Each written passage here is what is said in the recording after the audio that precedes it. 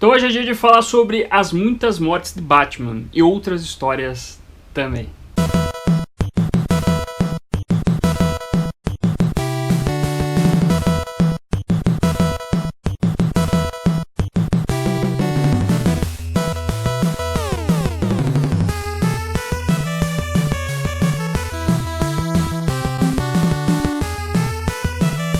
E eu estou bem atrasado, na verdade, para falar sobre esse quadrinho aqui, esse encadernado que saiu recentemente pela editora Abril, né? Recentemente, digo, este ano de 2019, que traz o relançamento dessa história aqui, que é As Muitas Mortes de Batman, né? Além dessa história aqui, que é escrita pelo John Byrne com o desenho de Amparo, nós temos também a história do ano 3, né? Que envolve a origem do Robin Dick Grayson, dentro dos quadrinhos do Batman lá nos anos 80, começo dos anos 90, mais final dos anos 80. Como eu tive problemas com a Saraiva lá para entregar esse cadernado aqui, demorou para eu ler também, então só agora estou fazendo aqui, trazendo, né, as minhas opiniões. Eu talvez pensei em não fazer esse vídeo, mas como eu sei que tem uma galerinha que gosta de ouvir minha opinião, não que a minha opinião seja a coisa mais relevante do mundo, mas tem uma galerinha que gosta de ouvir minha opinião sobre os quadrinhos do Batman, então estou trazendo aqui minhas considerações sobre este encadernado. Nós temos 4 histórias basicamente aqui, né? Temos a primeira história que traz uma anual do Batman, onde ele se junta ao Duas Caras para ajudar a inocentar uma pessoa que na verdade o Batman tinha prendido, mas que não era culpado dos seus crimes. História essa escrita por James Ottley com os desenhos de Michael Blair. A segunda história que nós temos aqui, que é Esperando os Bastidores, que é escrita por Kevin Dooley e desenhado por Mike Jones III,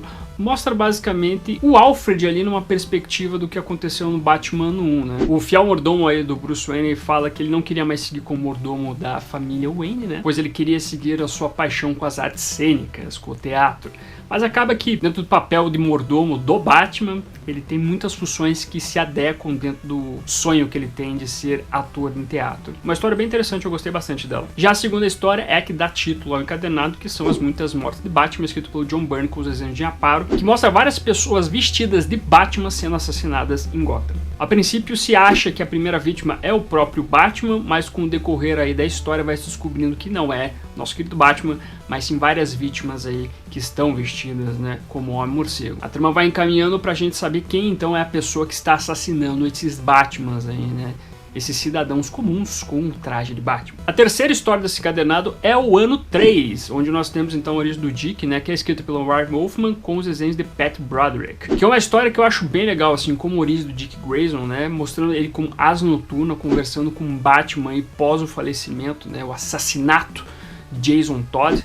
Um Batman bem complicado, hein, né? Um Batman com vários problemas emocionais. Eu gosto da perspectiva de ver o Batman com esses problemas com a morte de um Robin, ao mesmo tempo que a gente vê então a origem do primeiro Robin de todos, né? Como é que foi a caminhada dele para se tornar não só o próprio Robin, mas também como pupilo, né, do Bruce Wayne. E não só isso, na trama também nós temos o Alfred com alguns problemas, pois o fiel mordomo aí da família Wayne está tentando evitar com que o assassino dos pais do Dick saia da prisão, sendo que é quase impossível evitar que Anthony Zucco, né, o Tony Zucco, o assassino, aí saia da prisão. O que acaba criando toda uma discussão dentro da história, qual será o sentimento, qual será a reação do Dick ao ver Tony Zucco saindo da prisão. É interessante fazer esse paralelo também aqui em relação ao sentimento que o Dick vai ter com o Tony Zucco saindo da prisão, com o fato dos problemas emocionais que o Batman tem também. O encadernado fecha com uma história onde o Batman tem que enfrentar uma pessoa que se chama Engenheiro do Crime, que é escrito por Marv Wolfman com os desenhos de Jim Aparo. Bom, basicamente esse encadernado fecha um pouco as histórias dos anos 80, né, as principais pelo menos. Nenhuma dessas histórias é inédita no Brasil, todas elas foram lançadas na época da editora Abril,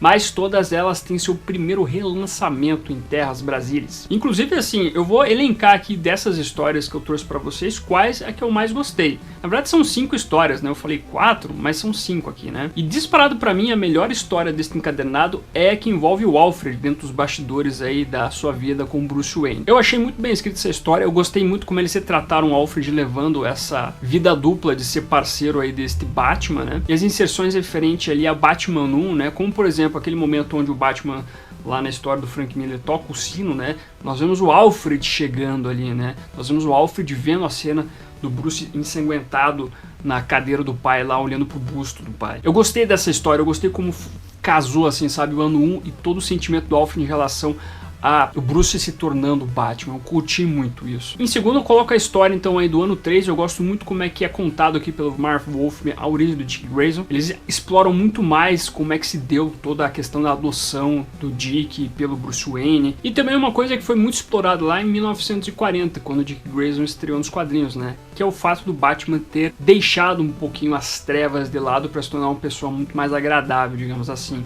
Essa história do Marv Wolfman explora muito bem isso, né? Faz essa relação com o primeiro surgimento lá do Robin em 1940. É uma coisa muito bem trabalhada nesse roteiro aqui. O que eu acho que peca um pouco nessa história é a arte. Eu acho a arte bem fraquinha aqui. E até nessa história que o Marv Wolfman conserta o que foi feito naquele encadenado lá das 10 Noites da Besta, né? Onde o Batman tinha deixado o KG Besta pra morrer. Aqui nesse encadenado o Dick fala, né? Que o KG Besta foi encontrado vivo ali na salinha, lá no porão. Na verdade, dos esgotos, né? Até o próprio Batman diz na história que ele tinha avisado a polícia e etc. Então o legal dessa história é também consertar essa besteira que o Jim Starlin fez lá nas 10 Noites da Besta, né? Que eu acho... Em terceiro lugar, eu coloco então a história das muitas mortes do Batman, né, de Batman. Eu não curto tanto essa história assim. Eu gosto até da ideia que o John Byrne trouxe aqui. Eu gosto muito da primeira parte, que é uma história muda, só com os desenhos do Jim Aparo. Claro que tem um roteiro do John Byrne, ele construindo cada cena, obviamente, né, mas eu gosto muito como o roteiro acaba deixando que o Jim Aparo dê uma boa brilhada ali. Por mais que eu acho que nessa época os desenhos de Aparo já não estavam aquela coisa, sabe? Quando ele começou a desenhar o Batman era bem melhor. Mas eu acho que a história, assim, falta algumas coisinhas, assim, não é uma coisa que me apetece muito. Eu acho muito interessante por trazer, na verdade, relação com o treinamento envolvendo o Bruce Wayne para se tornar o Batman, né? E toda a sacada da história, do mistério da história envolve essa descoberta aí, né? Das pessoas que treinaram Bruce Wayne no passado. Mas ainda assim não é uma história que seja muito marcante para minha pessoa. Quando eu li a primeira vez achei mais ou menos. Inclusive eu fui ler essa história pela primeira vez na terceira série da Editora Abril, né, dos formatos americanos. Essa história foi publicada pela primeira vez lá. A maioria dessas histórias aqui, o ano 3 também foi publicado nessa série da Abril. Eu acho que a única história que não foi publicada nessa série foi a última aqui, que envolve o Engenheiro do Crime, que foi publicada na Batman Manual número 2 da Editora Abril. Aí em penúltimo lugar aqui nesta listinha que eu tô fazendo essas histórias assim encadenadas, eu coloco então a última história que envolve o Engenheiro do Crime, que é uma história que eu achei meio sacal, assim, não curti tanto. O Marv Wolfman não fez um trabalho excelente ali, foi uma historinha ok, assim. Eu não sei se eu tava muito de saco cheio do encadenado naquela hora que eu li mais ou menos essa história, mas ela não me agradou tanto. O vilão em si aqui, o Engenheiro do Crime, é um vilão qualquer nota, assim, não curti tanto aqui o trabalho dessa história.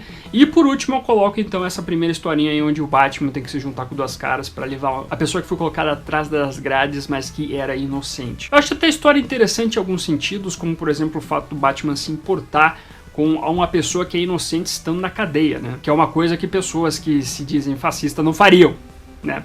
Tentar inocentar pessoas que estão na cadeia. Mas o desenho dessa história eu acho bem fraquinho, assim, eu não curti muito. Em alguns momentos ele retrata o Batman sem aquele negócio branco aqui, né, no olho, né, às vezes retrata com esse negócio branco no olho, assim, o desenho não, sei lá, se decide do que ele quer fazer com o personagem aqui, com a vestimenta do Batman, e eu acho a história meio mal escrita também. Ela começa até interessante fazendo referências a Batgirl, né, mostrando ela no tempo que ela atuava. Eu achei interessante isso ao ponto que mostra depois, anos depois ali, tudo que aconteceu envolvendo a Piada Mortal até. A Bárbara já tá aleijada, o comissário Gordon tá putaço com o Batman. É interessante esses aspectos, mas ainda assim é uma trama que eu acho meio mal escrita e mal desenhada também. Eu não curti, não gostei dessa história. Talvez você possa ter gostado, meus amigos, mas eu não sei, comigo essa história não desceu. Mas no final das contas é um bom encadenado. Tem algumas histórias mais ou menos, mas em si, as histórias aqui principais, elas são legais. Até próprias muitas mortes de Batman, não é uma história horrorosa também, é uma história legalzinha, assim. Não é apeteceu tanto, mas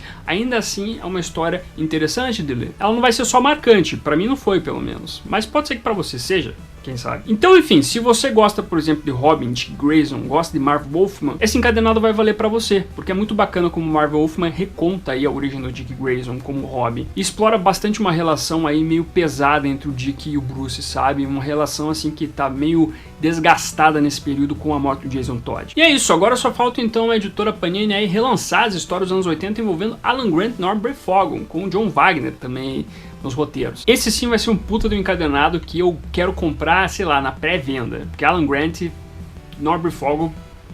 Então é isso, meus amigos, você já leu este encadenado, curtiu as histórias, não curtiu? Qual que é a sua opinião sobre esse material aqui? Tem a mesma que a minha, é diferente? Deixe seu comentário aqui embaixo, me curta, compartilhe e se inscreva no canal se você é novo ou nova. E é isso. Então é isso, meus amigos, chegamos ao final de mais um vídeo e como sempre coloco aqui os membros que estão contribuindo mensalmente com o canal. Agradeço muito a contribuição de vocês, bem como agradeço as pessoas que estão comprando na Amazon através do link no canal, que é o pixel.me/caverna-morcego. Agradeço também aos amigos que curtem, que compartilham, que são inscritos no canal. Todos vocês que ajudam o canal são maravilhosos. Aproveita, meu amigo, que você está aqui agora, neste momento. Dá uma olhadinha nos outros vídeos que estão aparecendo agora aí. Tem muito material bacana produzido aí, então fica a dica para dar mais uma olhadinha aí no canal. Beleza? Então é isso, vou ficando por aqui. Valeu pela sua companhia, até a próxima e fui!